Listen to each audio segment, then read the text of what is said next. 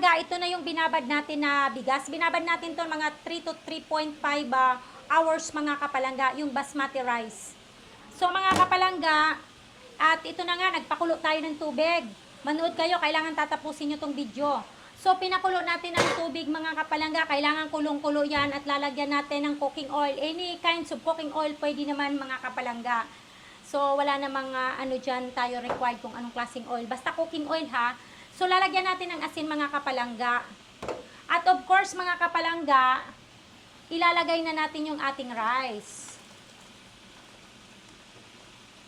Hahayaan natin siya kumulo mga kapalangga. Make sure na ang rice natin, papakuluan natin into half cook lang mga kapalangga ha. Huwag yung lulutuin ng well done cook mga kapalangga. So hindi pwede yan. Kapalangga, paglagay nga natin ng bigas sa kumukulong tubig, of course, kailangan isabay na rin natin. Lalagyan natin ng clove stick mga kapalangga.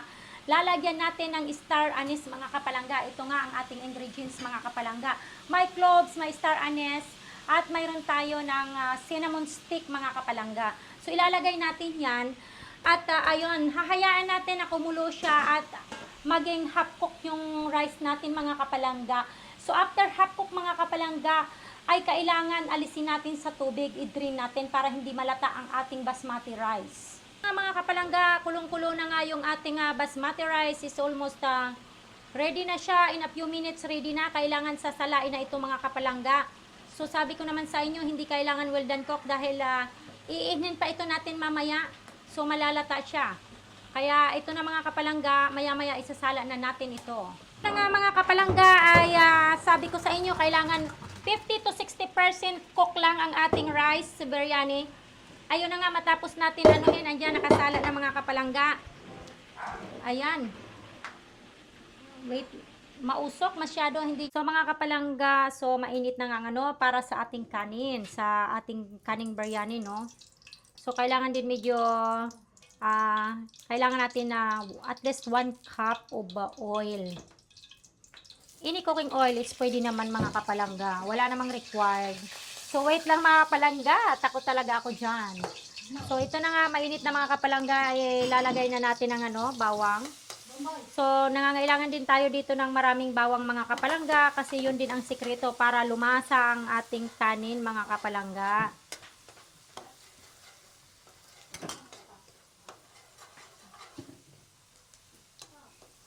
So, yan nga mga kapalangga. Gigisahin muna natin dito sa separate. Dapat pwede na rin idirekta sa kaldero na kung saan nyo talaga lulutuin yung ano. Pero sa akin kasi, nilalagyan ko ng dahon ng saging sa ilalim ng kaldero para hindi masunog ang ating kanin, hindi magtutong. So kagaya nito, palapit na siya mag-brown, pwede natin ilagay ang luya dahil ang luya ay matagal maluto mga kapalangga. Para hindi masunog ang ating kuha na rin, bawang. Kapalangga, ready na nga ang ating bawang at luya. So isusunod natin to na ating sibuyas. Kailangan din na maramihan din mga kapalangga kasi yun ang nagbibigay ng lasa sa ating kanin mga kapalangga. At of course, mayroon tayo, hindi mawawala ang cinnamon stick mga kapalangga. At mayroon to ng cloves at star anise mga kapalangga. Ito yung cloves. Ito. So ilalagay na natin dito.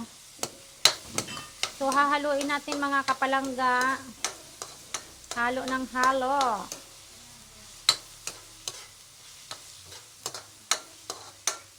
So, mga kapalangga, ito na nga. So, lalagyan natin ng butter din para lumasa din ang ating kanin. So, wait lang. Medyo napapaso ng aking kamay. Ilalagay natin ang butter. So, maitapos nga natin mailagay ang butter. Hayaan natin na mag-melt siya mga kapalangga.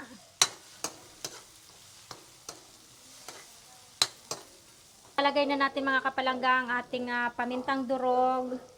Lalagyan din natin, pampalasa din yan. At sorry mga kapalangga, kailangan palitan ko ang kutsara dahil mainit na, napakainit ng hawakan.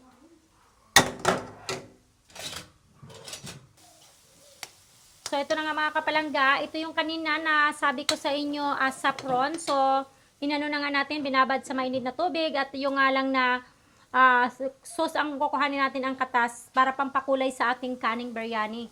So ilalagay natin dito. Hahayaan na natin kumulo para maluto mga kapalangga. Kailangan kulong-kulo yan mga kapalangga para maluto rin yung katas ng sapro na inilagay natin mga kapalangga. Kapalangga, luto na nga ang ating panglagay sa kanin, panggisa sa kanin mga kapalangga. Ito luto na nga mga kapalangga. So mga kapalangga, so dapat nga itong kanin ay igigisa natin. Pero hiniwalay nga natin igisa yung mga lamas natin at nilagyan na nga natin ng pampakulay dito. Kasi nilagyan natin ito na ating kaldero na paglulutuan itong kanin ng dahon ng saging para hindi masunog. So ang gagawin natin, ito ay kailangan ihalo natin sa ating kanin na steam rice na kanina na parang 50% luto na, actually 70% luto na yung rice natin, basmati rice. Kapalangga, andito na nga yung ating biryani rice mga kapalangga kung nakita nyo ito. So natapos na natin igisa dito. 'Di ba pinakita ko kanina yung ginigisa ko sa kawali. So hinalo na natin dito yung mga kapalangga.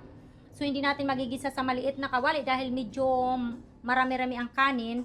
So itong may dahon na kaldero, so dito natin isasalansan yan. Tapos layer by layer mga kapalangga. So ilalagay natin kanin, tapos konting manok, konting kanon, konting manok at tatakpan natin para maluto. Kapalangga, ito na nga yung ating basmati rice na nagisa na natin mga kapalangga. So dito natin yan i-well done ko kasi kailangan isasalansan natin kanin at manok mga kapalangga. Pagsasamahin natin at iinhin natin ng dahan-dahan hanggat sa maluto sila sabay mga kapalangga. So mga kapalangga, ito na nga isasalansan na natin sa ating kaldero ang ating biryani. So mayroon tayo ng dahon sa puwet ng kaldero para hindi masunog ang ating kanin mga kapalangga, no? Kasi ayaw nating masunog. So itong kanin ay hindi pa luto mga kapalangga, 80% luto pa lang ganun. So ilalagay natin ng ganon. So pagkatapos natin isalansang mga kapalangga, ay ilalagay natin ang ating manok. So paulit-ulit lang yan na procedure hanggat sa maubos natin ang ating manok at kanin isalansan dito sa kalderong ito. Ito na nga ang ating chicken biryani na naluto mga kapalangga. So ilalagay na nga natin dito.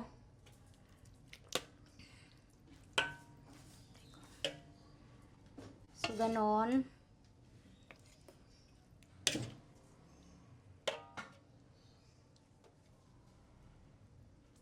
Tapos lalagyan na natin ng kanin. Ito pala mga kapalangga, ilalagay natin ang ating roasted cashew nuts mga kapalangga. Nakita nyo naman to, kinakamay ko, malinis naman kamay ko. Roasted cashew nuts, ilalagay natin pag ganon. Kunti lang mga kapalangga kasi wala tayong masyadong cashew nuts. At of course ilalagay din natin ang ating cranberry, dried cranberry na ating prinito kanina para maluto. So ganon lang yon. At dito so ito na nga mga kapalangga, nalagyan na natin ang unang layer ng kanin at manok. So ganun lang yon, repeated lang na procedure hanggat sa maubos natin ilagay dito sa kaldero ang ating manok at kanin. So mga kapalangga, ito na yung itsura mga kapalangga after keep repeated lang ang ingredients mga kapalangga. So ayun nga, so makikita nyo, naubos na ang ating manok. At sinalansan dyan. Parang, ano lang siya, alternate lang, kanin, manok, kanin, manok, kanin, manok. So, of course, ilalagay din natin ang sauce para lumasa. Andito na nga ang ating biryani chicken. So, sinalansan na nga natin, complete na siya. Pero, ang kanin natin ay sabi ko sa inyo hindi pa lutong-luto.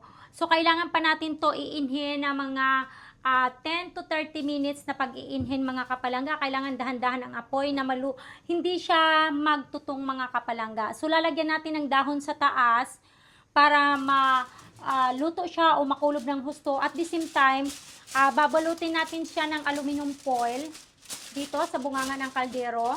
Para sisiguraduhin natin na walang makakasingaw mga kapalangga.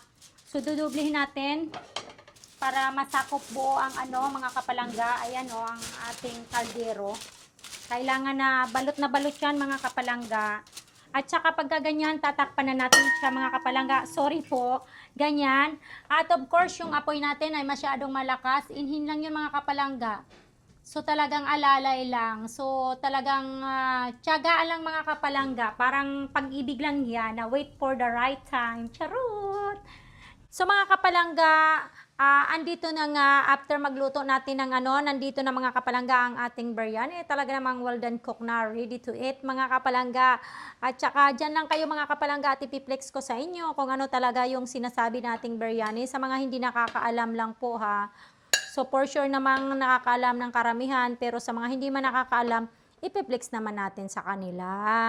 Para naman hindi naman ma-curious tayo kung ano yung biryani na sinasabi, kasi hindi naman pangkaraniwang pagkain nating mga Pinoy.